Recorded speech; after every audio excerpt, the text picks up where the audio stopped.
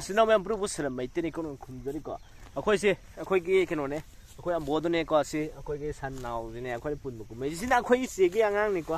Aku segi angang. Bema, fendi kok. Namin kau apa? Bema. Mama aku sih pamu sih tahu berkena. Tahu kok. Sino sih. Aduh.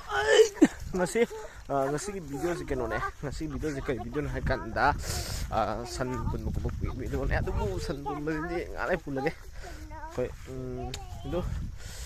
anh video sẽ làm cho anh xem like share subscribe thì tôi sẽ video more ai huấn video nó ai vẫn thằng là cái video nó hay cần đã chính để mang hệ một chất cái video ở đây coi xem nó sẽ để đi huấn pull up in nó sẽ yeah 1 2 3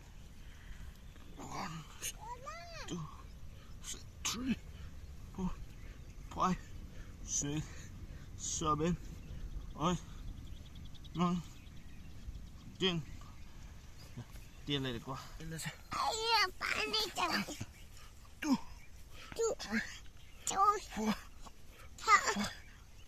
Huy Chi 7 Dẫm má 8 Zoom 5 1 Nah, halap pergi. Kalau pergi, kenapa ni? Sim noi tu deh.